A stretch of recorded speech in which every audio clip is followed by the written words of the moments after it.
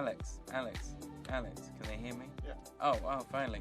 But look, you turned around my monitor so I can't see anything now. I mean, just for once, Alex, could we start the show in a professional manner? I can't see anything. I'm here with an open heart, just ready to talk to the world. Hello, it's Piff the Mighty Dragon. Welcome to Piff the Mighty Dragon's Golden Hour, starring me, Piff the Mighty Dragon. Now, with sound. And the music. Has the music stopped? You want the music? No, I don't want the music. Oh, it sounds like you just forgot to turn it off. Are you okay, buddy? Let's just go to Alex. How are you doing, Alex? I'm all right. Come on, let's put the camera on you and let's take a moment, guys, because Alex in his Magenta Kingdom is the long-suffering silent hero of the Piff the Magic Dragon show, even though he's got a microphone. How's it going, Alex? What happened? What happened there, or what happened overall? Well, let's start there. Well, let's start there. Well, we were doing the podcast on Friday, weren't we? Yes. So the mics from that were still plugged in. But you've had like 3 days to change that. Oh, yeah, because I was here for 3 days, just sequestered in the garage. But then when you finished writing your script, as I played the opening credits, we didn't get a chance to do a mic check. Yeah. So I'll give it a go. I thought I was going to do a funny bit about Andrew Cuomo's interview this weekend where he talked about how sports is going to come back to New York. And I thought it would be hilarious and would take me 2 minutes to write. And then I wrote 45 minutes, and this is what I have. You ready? Oh, I can't wait. Okay. Also, there's a clip that I need for this. Oh, good. In the today folder. Great. So, in the news this weekend, Governor of New York, Andrew Cuomo, offered his thoughts on sports teams, offering them a way back sooner than anticipated. It's pretty simple, really. He said, if players could get paid more than staying at home and owners could get some revenue versus total shutdown, why not? Cuomo said, I'd love to watch. So the problem's solved. But is it just me, or does it sound a little bit Hunger Games? A bunch of players chasing a ball around while trying to dodge the coronavirus, all for the amusement of a watching governor. Also, the virus affects people in different ways. So if you have it and you're asymptomatic, now might be a good time to consider a change of career. You could be the NBA's top scorer of the year. Announce you're infected and LeBron will leave you wide open to go for as many three-pointers as you like. Sure, your success rate might not be good, but the scores will rack up. Yeah, that's all I had. 45 minutes that was. Yeah, they're not as easy as they look, are they? No, because I relate to, like being, like our business is going to be like first to close, last to open, because, look, everyone is suffering. Everyone is suffering all over the place because nobody can work, or not many people can work. So, like, if I was like had a real job doing something useful other than making children cry, and I was like, okay, well, I haven't been able to pay my rent for 3 or 4 months, or my mortgage, and now I've like got enough money to do that. But I'm not going to do that. I'm going to go to Vegas and see some stupid dragon who's angry for no reason. I mean, it's just like, so I was just saying, like, I was thinking in my head, oh, Andrew Cuomo is talking to these sports teams who can't make any money from ticket sales, so I relate to that. Yeah, I can see that. Yeah, I mean, it's not a good... What would you like him to say to you? What? What would you like the governor to say Andrew to you? Cuomo, we were supposed to be in New York on September the 15th at the Sony Hall. And we're not coming because you shut everything down. So don't just try and reopen it early because you want to watch me make some child cry, okay? Andrew, you just suffer like the rest of us, okay? Nobody's working. I don't know. Is that useful? Yeah, I think so. Is that useful right now? I had a weekend off. I'm in a lot better mood. Well, that's good. Yeah, stayed indoors, played Spider-Man, finished it. Fake New York City is safe now. Did you catch the pigeon? No, I caught 11 out of 12 pigeons. I got one more bad. pigeon is on the loose. There is many hostages still held hostage, but I'm down to one pigeon. All right, coming up on today's show, we have Jonesy from Penn Teller, who opens every night by playing the piano. He's going to play us some lovely music. I thought it might be nice to have some soothing music to comfort us during these difficult times. Alex shaved his hair. Let's have a look at Alex. Oh, no. Alex and his hair. There's no comparison. What do you mean there's no comparison? So Look, just put it. Oh my God! Wow! Just don't put your earphones back on. You don't need them right now. Can you just stand up and get people a real look at that? Stand up. Stand up. If I stand up, I'll be out of shot. Well, then lean into it. Yeah. Like we're all doing. I mean, these times. it started out as a planned haircut, and it turns out I can't do edges, so it just kept getting smaller and smaller. Until Really? You had a little bit on top? Yeah. Oh yeah. I've got progress photos. You're kidding? Yeah. I mean, it's not good. Do you have the progress photos on you? Yeah. I mean, they're worse than it looks now, though. Yeah. Well, that's why we want to see them. Clearly. We don't want to see like. And also, it took 2 hours because Me. the only clippers I could get were like tiny body hair clippers.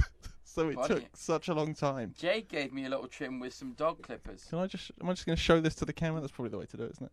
There we go. That was it for a while. Wow. Some sort of mullet thing going on. Oh my God! You look like And you it could went be on a little march. bit deeper. I was still trying to find an edge here. I was still trying to leave a bit of length on the top. Yikes! Looked like that for a while. Wow. That was a low point. Yeah. Then it looked like the Phantom of the Opera without his mask on. Oh my God! And then it finally ended up where it is now. Which is terrible. Yeah, no, it's not good. I'm gonna. Does it feel freeing though? Oh, it feels great. Yeah. There's no maintenance. No, I know. It's nice like that, but Yeah. Yeah, I'm thinking about shaving my. I have to trim my spikes soon.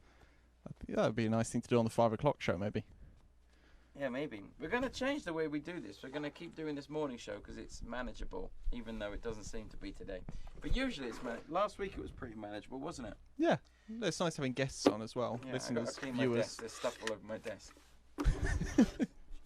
I was busy. I was like writing that thing all day, all morning. But normally this show's manageable. Today isn't. But normally this show is a manageable show. My desk isn't even square. It's on the marks. I'm sorry? It's on the usual marks. Okay, well it's wrong. So, Oh well. but this is normally easier to do than the other thing. So we're going to keep this one, and we're going to release something at 5 p.m. every day. That's what we're going to do. We're going to release either like a video on YouTube, a video on Facebook, a video thing on Instagram, and then in the morning we'll tell you what we're doing in the evening. So like you'll know to go to our Instagram or our TikTok or whatever it is. We don't have a TikTok yet, but we're going to make one. So this evening, what are we doing, Alex? We'll be releasing a video. We are. At 5. At 5 p.m. we're going to be doing a... I think it's Facebook tonight, isn't it? Yeah, Facebook, yeah. 5 o'clock Facebook. See what comes out. Yeah, 5 o'clock Facebook tonight. Just Facebook only tonight, so no YouTube tonight. Just Facebook. It's Jade and I doing a quiz that Alex made. Oh, we're doing that, are we? Yeah. Oh, really? Oh, great. Yeah. Why? What's wrong with that? Well, I realised overnight after we discussed this yesterday, it's not objectively funny.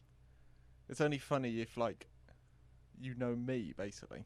Well, people want to get to know you. Well, no, but they don't. No, they do. They don't. A lot of people. God. We'll discuss this over the day. That may not be the video that comes out tonight. Jade's show is going to start tonight. At what time? I don't know. I think 4 o'clock. Doesn't it need to be after? Isn't it like a wrap-up show? This is what she was saying. All right, fine. You know what? I keep losing this argument. Fine. What time do you want to start it? I don't know. 6:30? 6:30? 6. Actually, if we're not doing a 5 o'clock show, we'll be done earlier, won't we? So it could come on straight after No, when because we have to do the 5 o'clock show live today, I think. Yeah, but... Oh, okay, yeah. To be confirmed, then. We'll post it. We'll post it. Probably 6. I think 6 is good. All right, 6. For now. Provisional. All right. Anyway, let's have our guest today. Today's guest is my friend Jonesy from the Penn Teller show. I've known since I came to Vegas. Jonesy, how you doing? Whoa. I'm here. Hello. Oh, the dog says hello. Let me see. How's that? I'm trying to find a way to make this happen properly. Okay. I may have to go over here. I can take you on a whole tour of my house. Yeah, let's do it. Now, what is Monty barking at? He thinks because I said hello that someone's at the door. You kidding me? No, he's not too bright. You are There's kidding. nobody here. Watch this. There's nobody here. Look, there he is. What are you doing? Come on. Where is he? There he is. Stop barking. Stop it. Okay. All right. All right. I fixed that. Maybe. And Jonesy, Yes. you have you open the Penn Teller show 8 p.m. to 9 p.m. What's it called? The Jonesy Jazz. Oh, it's called. Hold on. I'm getting in the shot. The Mike Jones. It's a pre-production show. It's called the Mike Jones Duo. The Mike That's Jones what Penn Duo. calls it. Yes. Every night at the Penn and Teller show, 8 p.m. to 9 p.m., the Mike Jones Duo appears. And who's in the Mike Jones Duo? Mike Jones. Yes. And a bass player. And a bass. Mike Jones and a bass player. That's it, Penn son. Gillette, ladies and gentlemen. Penn Gillette playing the bass. He plays bass. Yes. And you two have been playing every night for how many years? This is our 19th year. Oh my God, that's unbelievable. I know. That is unbelievable. It's really pretty great, actually. I figured he'd get rid of me in about 3 months. But I've wormed my way into the fabric of the show, mostly by writing a lot of music for the show, and they like it behind their tricks. That's a new thing, though, isn't it? No. No. You yes. Haven't. Well, they hired me in 2002 in February. Yeah. And they hired me to ostensibly to open the show, and then about 2 weeks into the show, they said, "Hey, why don't you play the fire reading music? Because I'm doing the fire reading with Georgie, and it's stupid to use a tape if we can use a live person." Right. And I said, "Okay." So I did that, and then about a month later, they were working on a new. They were working on some new material, and they said, "Maybe we should have music in this." And I said, "Okay." So I wrote something, and they liked it. And then every time they would put a new bit of material in the show, which, as you know, is all the time, they would come to me and say, if, maybe one out of every 2 or 3 tricks, they would say, "We think we want music for this." So that's how things were going until till we went to Broadway. And when we went to Broadway, the director came in and he said, "I would like you to write transitional music to connect the entire show." Yes. To play basically from start to finish. Oh, So in addition to playing all the in one of bits that I had written, they wanted me to tie the whole thing together. And that was like 4 or 5 years ago, which in my book is that was 5 years ago recently. Next month. Yeah, recent. That was like the other week. Yeah, recently. That is. Yeah, well, me too. But because Penn Teller changed their show so much, there was a period when I first moved to Vegas when there wasn't much of the stuff that you'd written music for in the show. So you had like an hour off in the show. And then you went to Broadway and you came back and suddenly you're on stage all the time.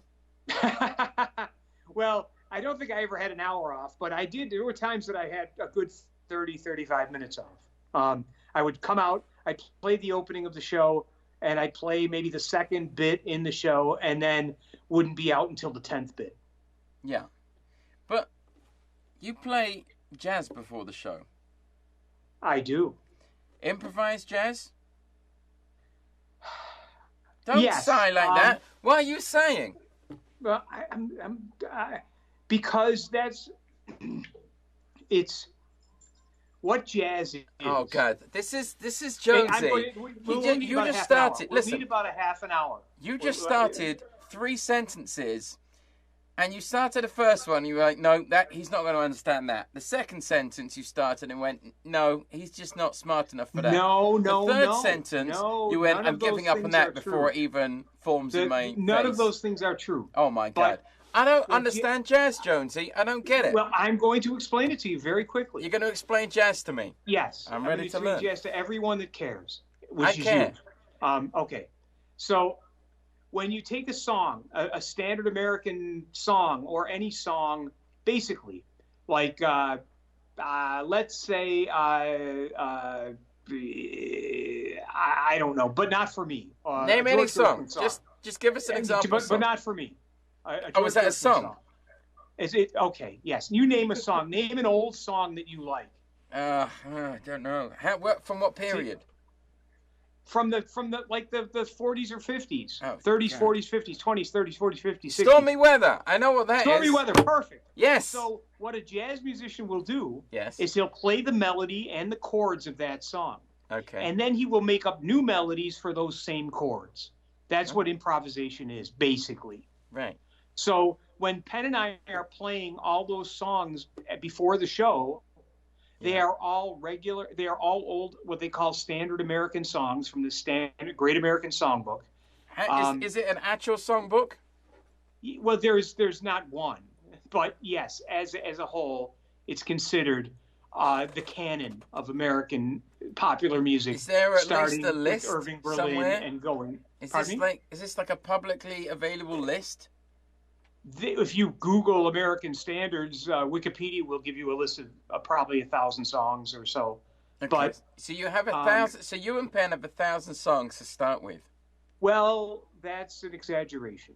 Penn and I have slightly less than 1,000 songs. How many do you have? I certainly know. Me? Yeah. I probably know 2,500 songs. Okay. That's more. That's more than 1,000.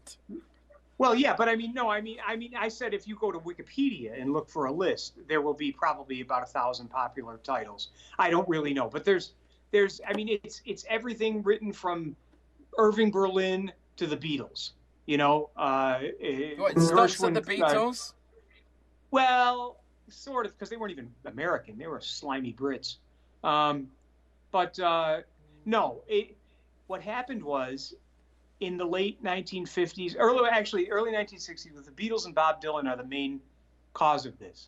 The Beatles and Bob Dylan wrote their own material that happened to be amazing, right? And they were geniuses. Unfortunately, up until that time, there were songwriters that wrote songs for a living. There were people like George Gershwin, Cole Porter, Jerome Kern. All those people wrote songs for a living. And then popular singers would perform those songs, like Frank Sinatra, Ella Fitzgerald, Billie Holiday. They would perform those songs that were written by other people. Then the Beatles come along and write their own material, and Bob Dylan comes along and writes his own material. So the record industry says, oh, we've got a new way to do this. We'll just have these brilliantly talented singer-songwriters write their own material, and we'll record that. Now, unfortunately, what they failed to realize in that idea was that the Beatles and Bob Dylan just happened to be geniuses. They didn't account for the 1 million other average songwriters that weren't really good, but they gave them record contracts anyways, and that's changed the whole industry. So Alec Wilder wrote a book called The American Song. Now I forget the name of it, but he wrote a book in the late 1950s, and they said, why did you stop your book at the end of the 1950s? And he said, because that's when the amateurs took over. Oh. Because there was it was a market. It was like, it was a different, there was a job description. What do you do for a living? I'm a songwriter. And that doesn't exist anymore. All now right. you have to perform your own material. So the songs have been, they're all finished. All the songs that you've played, they've all been written, right? Right. And then what we do is we make up new melodies with those same chord changes for those songs.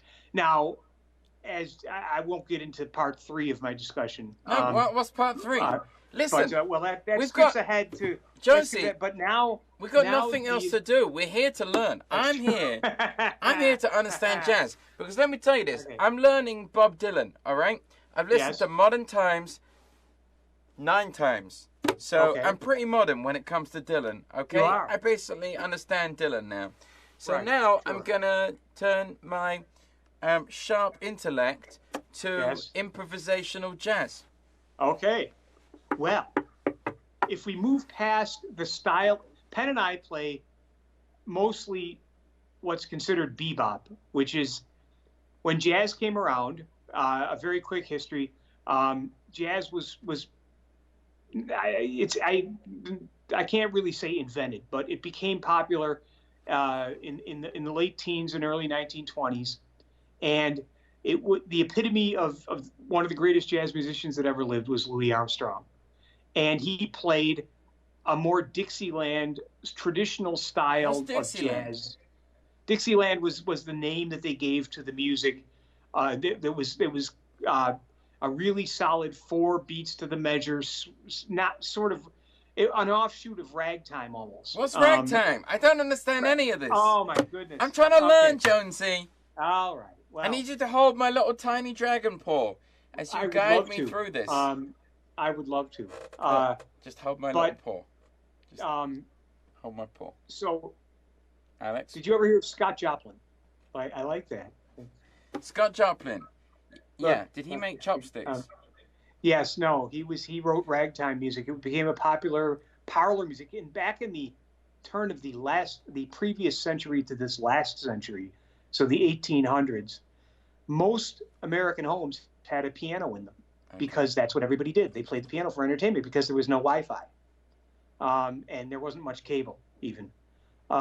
So they played to entertain themselves. Learning an instrument was a part of American life. So now we're starting with Scott Joplin, right? Pardon me? I'm moving on to Scott Joplin. So Scott Joplin was one of the first prominent pianists, composers of this ragtime style. Okay. Now, there's a little, anyways. So if I move a certain way, can you play us some Scott Joplin? Scott Joplin wrote the Maple Leaf Rag and The Entertainer and we need an example, Jonesy. Well, I don't know. I haven't played that in years, but I can't. God, I really hope you've got a laptop there and you're just pressing play on it. It will be the greatest thing. No, look, it's an actual piano. Oh, yes. At a piano. But I'm very upset with myself because I lost I bought one of those iPhone holders for a microphone stand. Yeah. And I've never used it, and now I can't find it. So I'm using this bullshit little one that you set on the piano. So we'll trust now. We'll trust that you'll play. All right. So we understand Scott Joplin. So then when Scott Joplin, this is turning into a history of jazz, which is wonderful because it's much better than listening to me talk about myself. So we're just trying to understand improvisational jazz in 20 minutes. What's that? We're just trying to understand improvisational jazz. Okay. So what happened was in the 1920s there became an offshoot of this style of piano playing that was sort of based loosely on ragtime called stride piano, which Meade, Lux, Lewis, Fats Waller, James P. Johnson, they all sort of developed around the New York City area, and they would play the same kind of like ragtime has like which is very rigid and it doesn't swing. Ragtime is eighth notes are very even.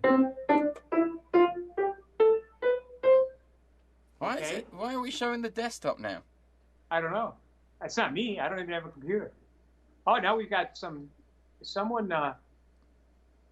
hosing this down. Someone hosing us down. There's an incredible amount of. What? Wow! Wow! What are you playing? A lot Alex? Alex, can we get Jonesy? Are you hearing that? No. No, we can't hear that. We can't hear. I hear a lot of static. You hear static? That's it. What is it? What's what? Can you hear us now? I'm hearing it very loudly. It sounds like somebody's blowing compressed air into something. What's that, Alex? Is that better? Someone definitely doesn't want to me talking about jazz. Is that better?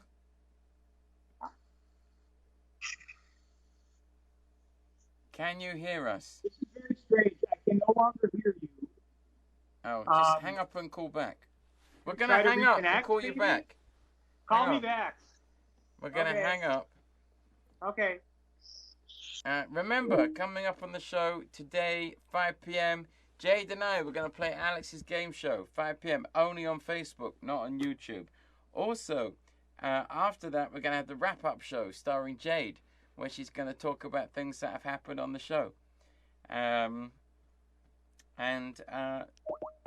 that's what's happened. Oh, I can hear the Skype music. That's what's happening on the show today. God, why do you think it's all over the place today, Alex? Well, I've just worked out what that was. What was that? So the loop back system we're using to run the audio through was downloaded as a trial version, which has just ended. Oh. So that is the problem. Oh, so you don't have any audio? No, we will do. Well, let's just check it now. We've got Jonesy back. Jonesy! I'm back. You're back. I'm here. All right. I thought he was just like, I saw him with like a can of compressed air, just blowing it into the speaker so he didn't have to listen to me talk about jazz. No, this is very informative. I'm here to learn about improvisational jazz. Okay. All right. Well, I'll make it even quicker. So stride piano was I mean that became popular after what's this? ragtime. Stride piano. What's that? What's that? What's stride piano? Stride piano is an alternating bass line like ragtime, but it swings. So in other words, I'll give you an example. This would be a ragtimey version of Honeysuckle Rose, a famous song by Fats Waller.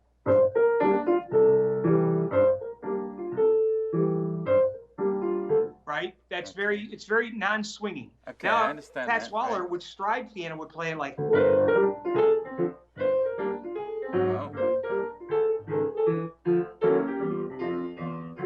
Right? It's a different feel.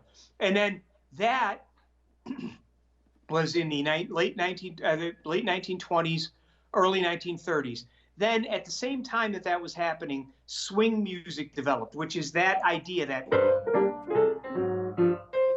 instead of even eighth notes, they swing, which is too much to get into right now. However, go back to the even eighth. Okay. So here's even eighth notes. Ready? Yeah. I'll play a C scale like.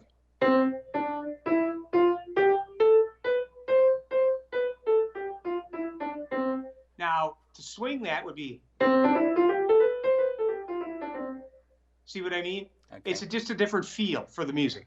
So swing became big bands, and swing became popular in the 1930s and 40s through the end of World War II. At the end of swing music, a bunch of musicians that had made their living in big bands had developed their own new language called bebop, which was taking standard songs and extending the harmonies for the improvisation. So, in other words, if you take a song like In the Mood, which was a famous swing standard, when the solos in the 1930s and 40s, all the solos were based on the chords for that song. When bebop was developed in the mid-1940s, they decided that they could make the structure of the chord, the harmonies, they could extend it. So here's a C chord. Here is a C6th chord. Here's a C7th chord. Here's a C9th chord. Here's a C sharp 11th chord. Here's a C13th chord. And they would take these parts, these notes, and develop they would develop their improvisation on those upper structure triads, they're called. We need examples. I'm just giving you examples. So, like, if C chord, if you're playing swing, all your note choices would be like.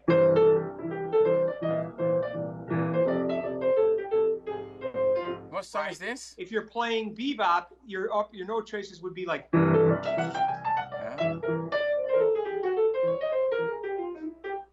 It's playing harmonies that are extended from the root, the original harmonies from the song. So that's the kind of music that Penn and I played. Then after bebop, you get to a lot of modal jazz, which is just was made popular by Miles Davis, which was just all your improvisation comes from like modes, which are there's this is really getting out there, but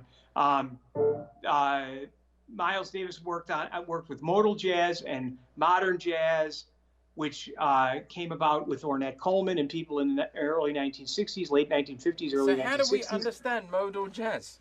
I want to be able to be like, oh, yeah, I love modal jazz. Well, do you know the album by Miles Davis, Kind of Blue? Yes. That's all modal jazz, where in the improvisation is not really based. It's based on a scale, a mode, which is like in the key of C. You would play a B flat scale starting on C. So it just is a different feel to the music. But Miles would play like just like.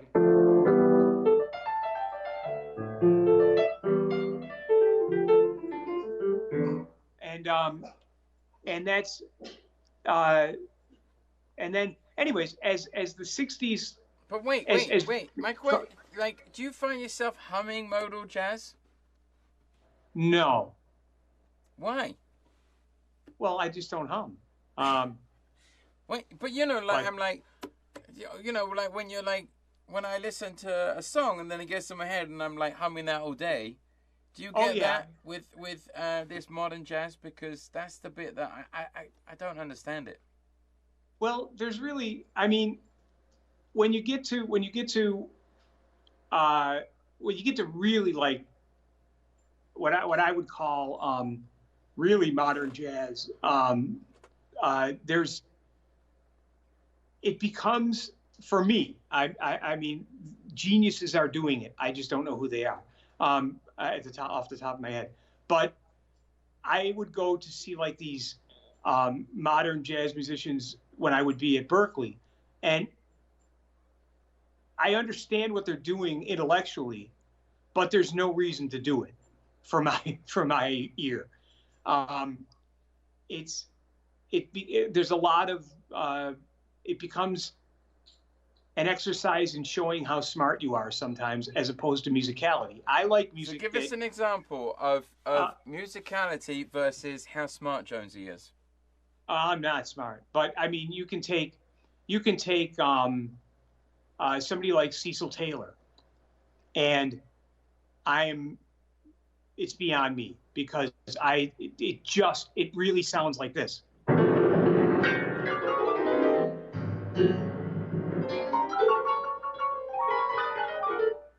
And I don't understand that, Jonesy. I don't understand it either, and I'm not going to go humming it. You know what I mean? We once saw a saxophone player when I was going to Berkeley who was just making noises on the instrument that sounded like he was dying. It was screaming, and I guess, with the emotion of it, he was all wrapped up in all of that stuff. But that's all I could think of was, I'm going to be humming that all night, So I sort of am stuck in the era of standard American songs that swing, that you can make up cool melodies for, that don't offend people, and polite. So when you go and see, when I go to the Penn Teller show, which I go to, yes. I don't know, 3 times a year, 4 times a year or something. Not enough, as far as I'm concerned. No, right? Yeah, I mean, I had my own show to do, but now not. Oh yeah, that's true. Yeah. So when I go and I'm there listening to the Mike Jones duo starring you, Mike Jones, and the bass player, and yes. So I'm hearing standard American songs. Yes. That you are playing, and then around the standard melody, you two are improvising. Is that correct? Correct. And you're improvising within a certain set of notes? No, in a certain set of chord harmonic progressions, the chord changes. Oh. So an example would be that's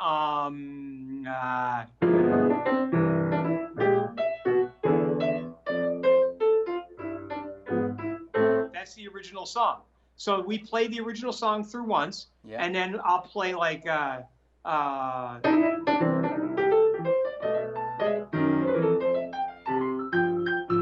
it's the same chords, but it's new melodies put on top of it.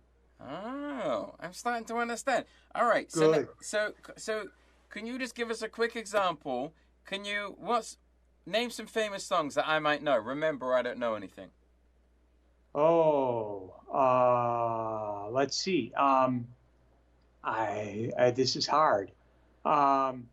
Whatever your bar is, lower it.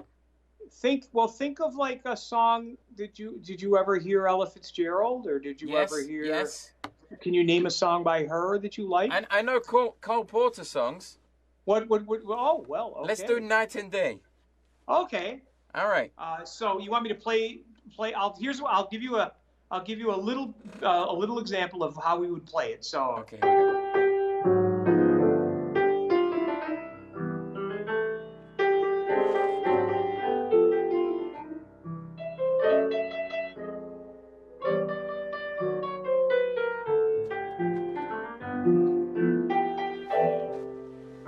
The melody. So if we would play it through once and then play like, I would also play it probably at a medium swing tempo. So.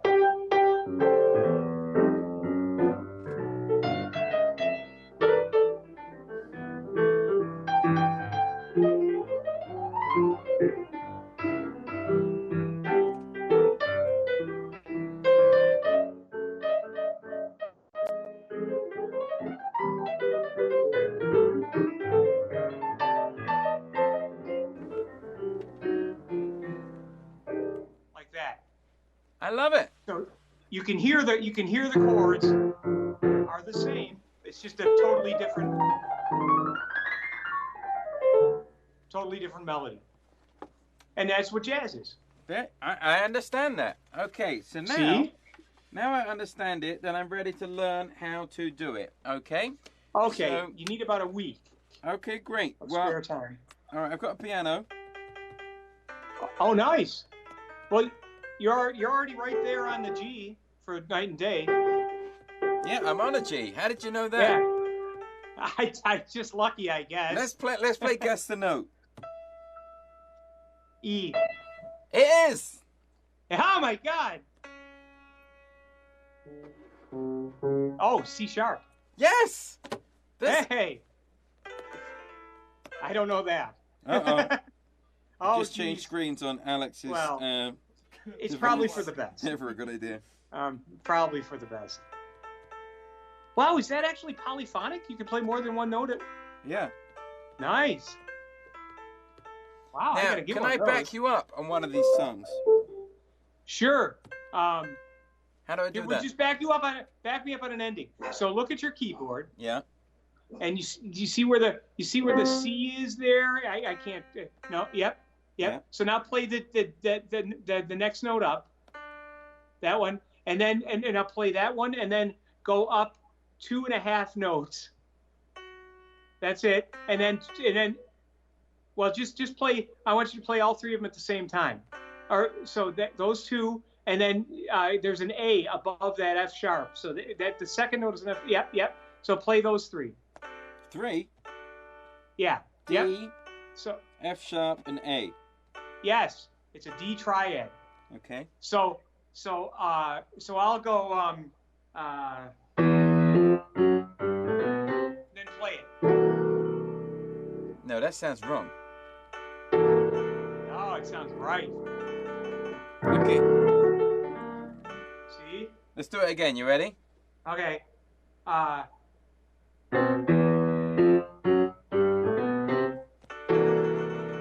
Oh, that sounds good. Yes. See? I can play jazz. Yes. You can. Yes. It's so much easier than people think. It really is.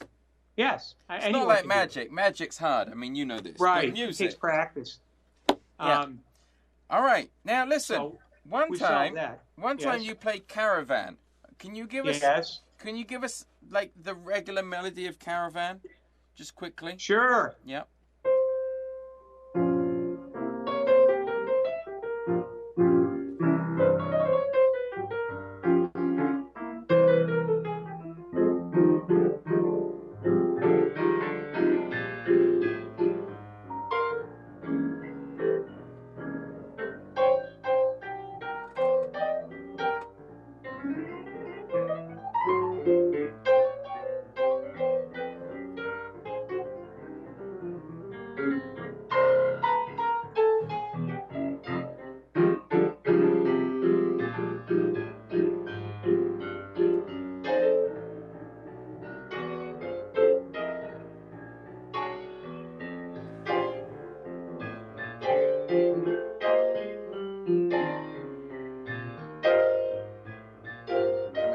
bring it into land so that I can end it with you.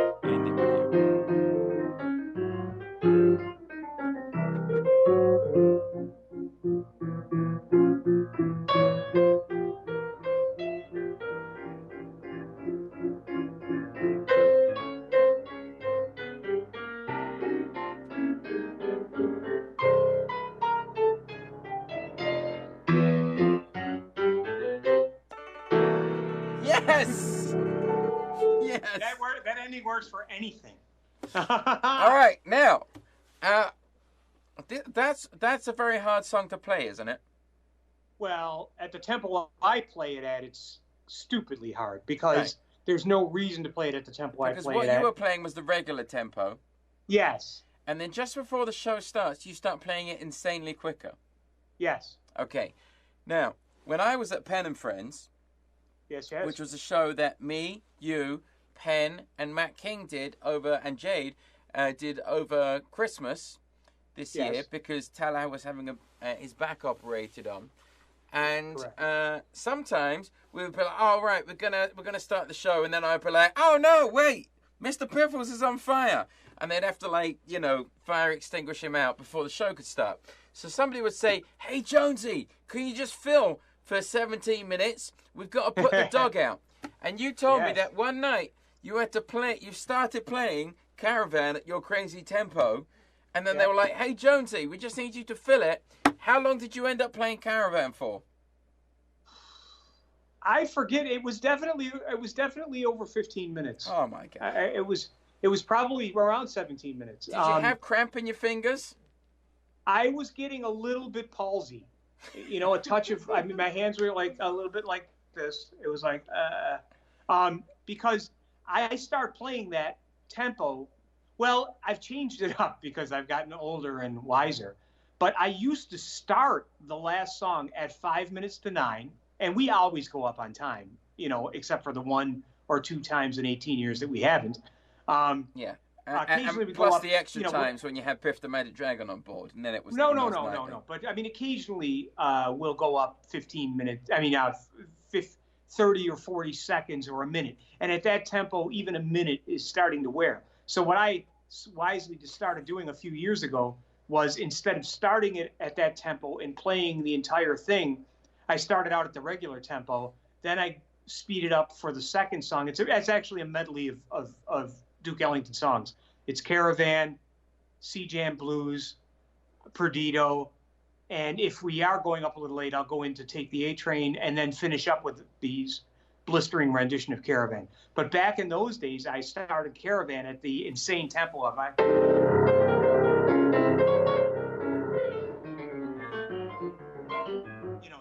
tempo for the whole thing.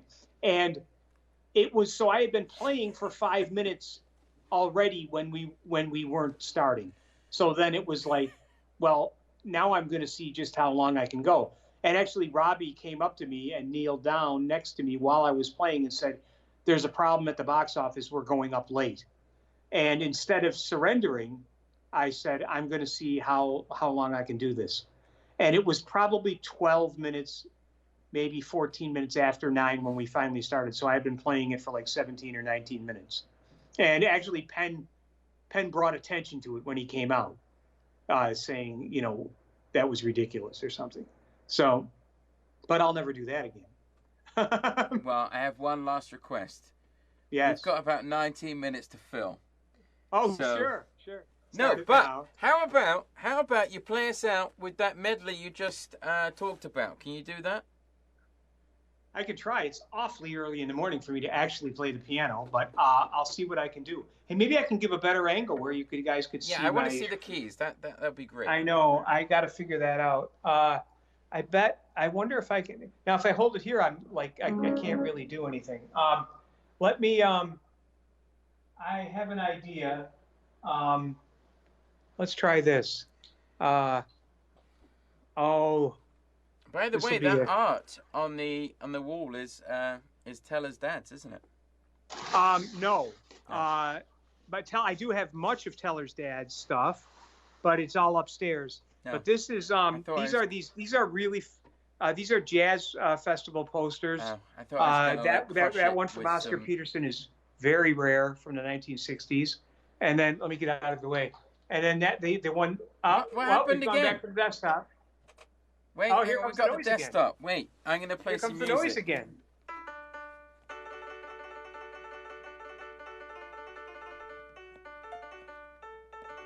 Have you been learning to play the piano or something, Alex? Well, if we do end up doing this quiz later, you'll see why I've got that. But I very much have not learned how to play the piano. Where's Jonesy? I'm just bringing it back in. We hit the time lock thing on that thing again. On what? On Looper. That's why it keeps dropping out? Yeah.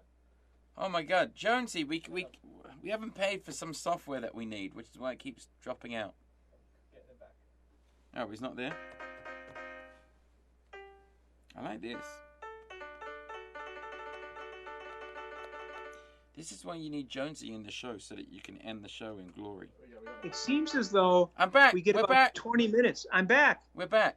It seems like we get about we haven't 20 paid. minutes. We haven't paid the proper Oh, money you haven't for paid the your software. subscription. Right. I see. Well, that's totally understandable in these COVID times. I'm going to do that. Look at this. I'm like begging for something bad to happen here, but I'm going to try it. Hey, how about that? Now, if you want How's to that know look? when you've made it in show business, then this is how you know, because you have a Diet Coke dispenser in your kitchen. I do. I can show it to you. No, you've just set up for this. No, but I now have this. Look at this. This is fun. So that's my piano room there. this is the piano room.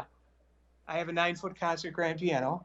Very nice. And then over here is my office with my recording setup and my very, very wonderful, signed by all members of Led Zeppelin guitar, Whoa. except for John Bonham, who of course is dead. But Jimmy Page, Robert Plant, John Paul Jones. There's a picture of my boss Penn and my friend Penn and me. I'm going to give you a little it was in a sting. big magazine. I'm going to See give you that? a little Look at sting for those. that. There you go. Nice. You've got it. And then, so anyway, so that's my office. And then we come through here and we get into my kitchen area, which is, let me go there. There's my kitchen. Yeah. And since you've never come over to this house, but I'm sure you will someday. And there's my little family room area. And then over here it is with a cat on top, my Diet Coke dispenser. Look at that. Is that a cat on the top of it? That is a cat. Yes, he came with the Diet Coke. Is that a live cat? That is one live Why is the cat on the Diet Coke dispenser? They like it because it's warm. See? Oh my God. So okay, so back to our I've wasted more time on this, so we can go back and I'll play All right. I'll play you out. You get located. I'm going to introduce you. Jonesy has a bunch of CDs available on iTunes. I guess they're not CDs if they're on iTunes. Well, yeah, the CDs are available at CapriRecords.com. There we go. If you want a physical But also- object, go to CapriRecords.com. But if you search on iTunes for Mike Jones Jazz, right? Will that Jazz. get it? Yes. Yeah. Yes, it will. And also, if you go to YouTube and go to my YouTube channel, Yeah. Jonesy or Mike Jones, No. I forget, I think it's called Jones Jazz. But anyways, if you go to there, I've been doing these quarantine No, edition forget it. songs. I'm trying to sell something for you. What do you have that people can forget buy? it. Nobody's gonna buy this shit. They'll listen on Spotify. What do you have that you can buy? Where can you buy things from? You can buy records from if you want physical CDs, Yes. you can buy or LPs of me and Penn. Yes. You can buy them from Capri, CAPRI Records, RECORDS.com. And will you hear about this? Pardon me? Will you hear about this? Yes. Because the other day I made a tuna salad, and it was some fancy tuna that was delicious. And then my friend Brett, who has a shop, artisanalfoods.com, that sells this stuff, he called me the next day. He's like, I just sold 10 cans of that tuna.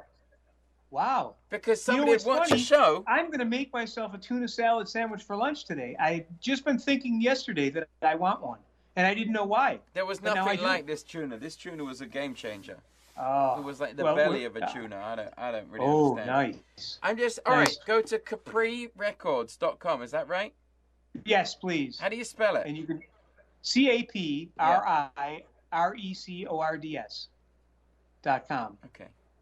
CapriRecords.com. Oh, look at that! It's up there. Look at that. It's up there. There you go. Yeah, we had a slow start today, but we're picking it back up with the technical ability. I like it. I mostly like that you haven't paid for the subscription for that fucking service. Oh, excuse me, the service. We will. But we will after this. Yes. Also, my table's at the wrong angle for some reason today. Everything's wrong today, apart from you. I know. You've been a breath of professionalism in an otherwise stinky. With my no holder for my iPhone. Yeah. But all right. Well. So here we go. Wait. I'm going to introduce. Let me introduce you. Wait. How long do you want me to play? Imagine it was 8:55 p.m.